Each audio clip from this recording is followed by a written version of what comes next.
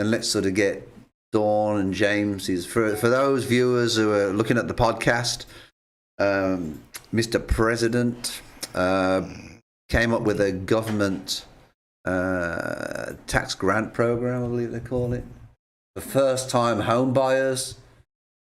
And we just want to bring it up and get James's sort of opinion of it as a loan officer, and to get Dawn's opinion, what she thinks as a real estate agent. What do you think of it, James? Full disclosure, this opinion is mine and mine solely. I am James Lee, and MLS number 4038441. Solely my opinion. I really, truly, I get the sentiment behind it, but it's an incomplete kind of deal. I mean, it's a program that's there, it's available. Excuse me, and anyone is welcome to go and research this. It's called the Down Payment Towards Equity Act of 2021. You can Google it, pull it up. But it is it's for first-time home buyers, and just for those that aren't aware, first-time home buyers are for those people who have not owned a home in the prior 3 years. So even if you owned a home 5 years ago and you're renting now, you quote-unquote qualify for first-time home buyer programs again. So just so everyone's aware of that. But with that said, this program is to provide, $25,000 is what it says for the first-time home buyer. But here's the caveat. You have to be a first-generation home buyer, which means that your parents and or your guardians must have never owned a home during your lifetime. So if your parents owned a home, you don't qualify for it. If they lost it during a foreclosure or whatever, that if they own that property, you don't qualify for the program, and that eliminates a lot of people, quite frankly. I get, again, what they were trying to do, and they're trying to make it to where folks can get money, and I think that's great.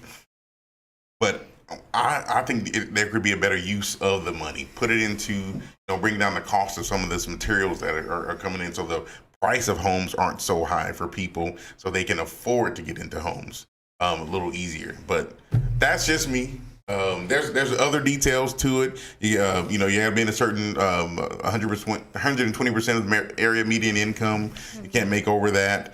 House was like what, 110% of the median value, something like that. So if you was in Biden's position, what would you do to try and help a first-time home buyer? How would you approach the problem? Well, let's see if we can help Mr. Biden today. Well, he needs some help, but that's neither here nor there.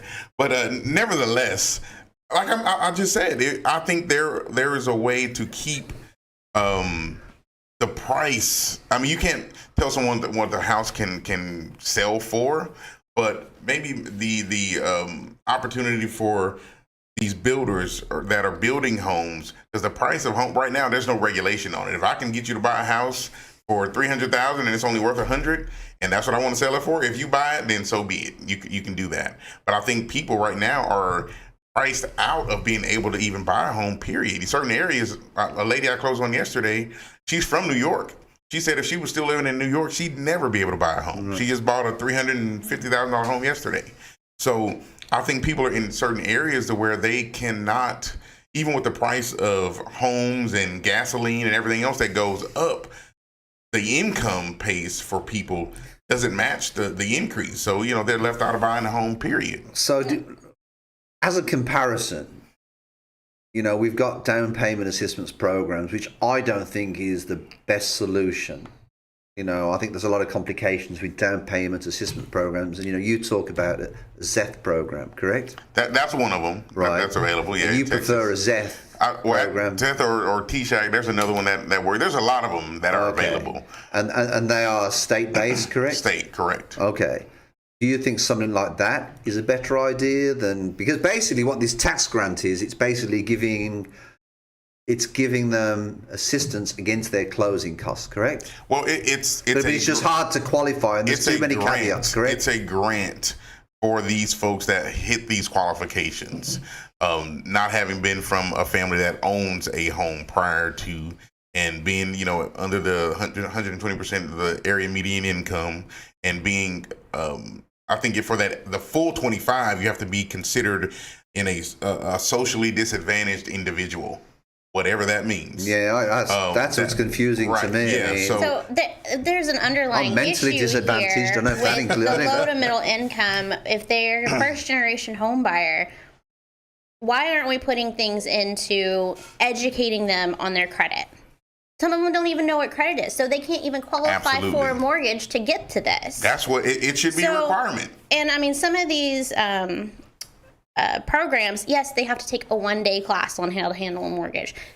They need more than that. They absolutely do. Yeah. So absolutely. why can't some of this funds be poured into educating people on their finances and what a credit score is? It should be. You ask them, they don't even know what their credit is, or if they can be 60 years old and not but have part of that credit. problem is they go to things like Credit Karma and whatever it is and all the others, and the truth of the matter is that credit score's not accurate. That's not an accurate credit score. And it's even before that, though, Steve. I think it starts in just education, period, Don, because you hit the nail on the head. What you don't learn, we're still learning about the Gettysburg Address in school. And there's no class that requires any of these students that are graduating to become part of the real world, some type of finance, so they can understand what credit is, how to budget, how to save, those kinds of things. No one teaches that. You have to use that as an elective if you really want to get in and learn it. Economics is required, right? But it's what, half a semester? You get in and you learn a little bit about it, but students they aren't learning. So to your point, that money could be used for a program to be created to educate someone so they can learn how to get their own money, and everything's not a free gimme kind of thing. And folks will have a little bit more skin in the game and have a better opportunity to hold on to what they purchase, and we'll be better off in the future. That's with these things. I think they're great. I mean, when I first bought my home, I bought in 2009. I got the tax credit, so I mean, I'm not poo-pooing on the idea, but I think that there's an underlying issue that's not being addressed. Oh, yeah. So if you can't qualify for the loan to begin with, how are you going to qualify for the grant? And it's teaching people about the finances, about their credit score, how to qualify. But education and knowledge is always king.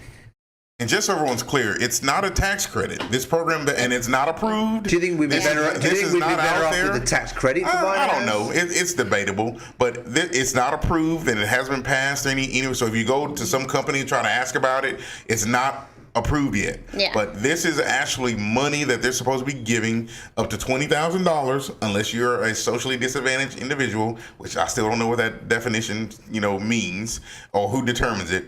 Then you get the full 25, but it's towards your down payment and closing costs. That's money.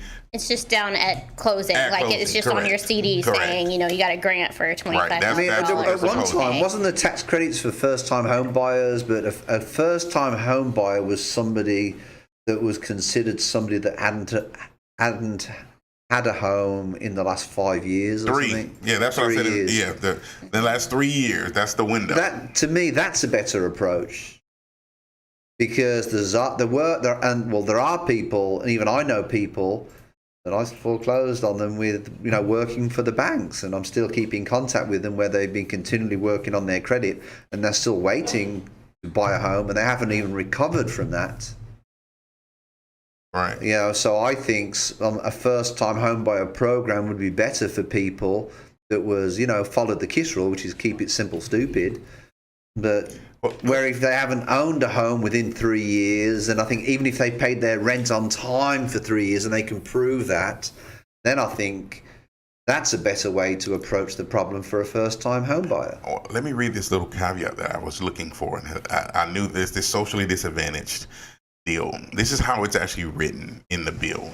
The act defines socially disadvantaged individuals as those who have been subjected to racial or ethnic prejudice or cultural bias because of their identity as a member of a group without regard to their individual qualities. An economically disadvantaged individual is one who meets the bill's income requirements. Here we go. Any individual identifying as Black, Hispanic, Asian American, Native American, or any combination thereof will be presumed to meet this definition. Any individual who does not identify as such will have to prove by a preponderance of evidence that they are socially disadvantaged. How the heck do you do that? How? This is actually from this website. Hold on, let me make sure. Housing Wire. No. This is one I actually found. Yeah, this is the National Council of State Housing Agencies. So they're ncsha.org. And this is the Down Payment Toward Equity Act of 2021. So is this If there's anything that's divisive, hello. I agree with that. I mean, I'm a Demi. I have no problem with it. But the truth of the matter is, I don't think this helps the first-time home buyers at all. I think it's complicated. I think it in itself, it's sort of anti-cultural.